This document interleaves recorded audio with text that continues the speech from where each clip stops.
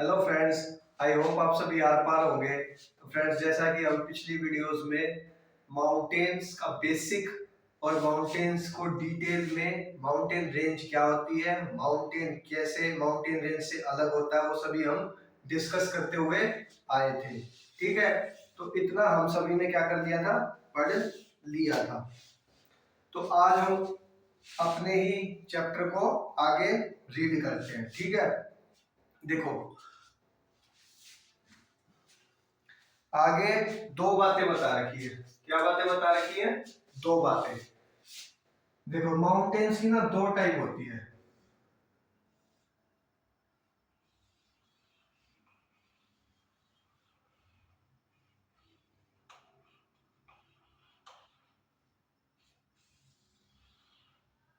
ये देखो, कुछ जो माउंटेन्स होते हैं वो शार्प होते हैं, बिल्कुल पॉइंट दिख रहा है, ये बिल्कुल कितना ज्यादा शार्प है।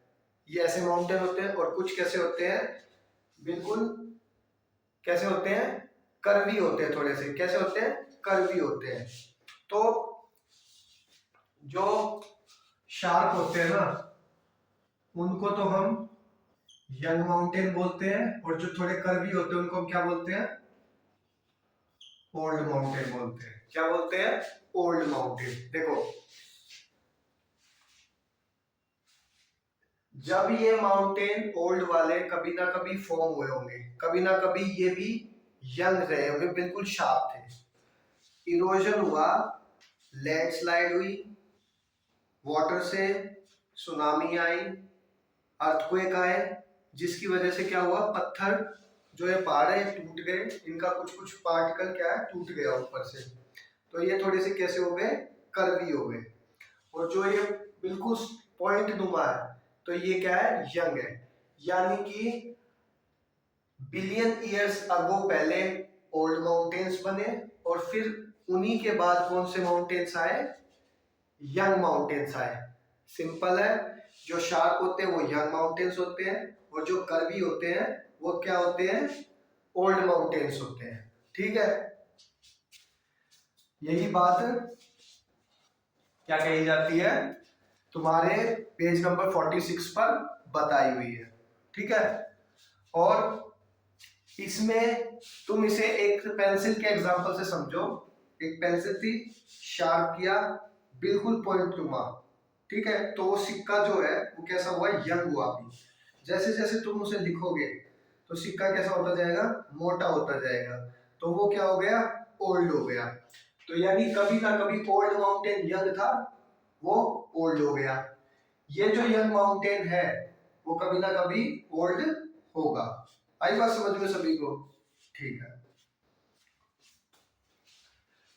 आज हम पढ़ते हैं माउंटेन इन्वायरमेंट। देखो, कल माउंटेन्स बताए थे, जो हिमालय रीजन के जो माउंटेन होते हैं उनके आसपास कैसा इन्वायरमेंट होता है वो आज हम पढ़ेंगे। ठीक है, तो माउंटेन स्लोप्स, जो माउंटेन की जो चट्टाने होती है, जो हिमालयाज के अंदर जो माउंटेन पर जो चट्टाने होती है वो कैसी कवर होती है, फॉरेस्ट से कवर हुई होती है। कैसे कवर हुई होती है, फॉरेस्ट से कवर हुई होती है। तो वहां पर देखो, जहां माउंटेन है वहां फॉरेस्ट एरिया, उसका फ्लोरा एरिया भी तो होगा, फ्लोरा भी होगा, फोना भी होगा। फ्लोरा होता है जो प्लांट स्पीशीज को दर्शाता है। ठीक है, तो फ्लोरा में हमें कौन कौन से हिमालय रीजन पर ट्रीज देखने को मिलेंगे, कॉनिफर ट्रीज देखने को मिलेंगे, जो कि कैसे होते हैं, बड़े और कॉन शेप्ड होते हैं।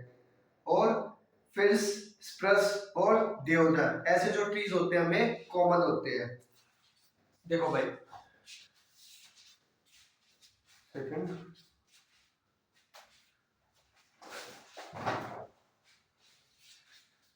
ये सभी को समझ में आया?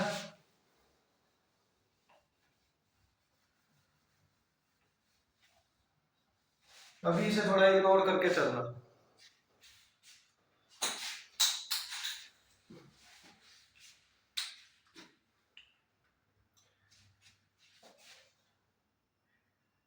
क्या कहते हैं, देखो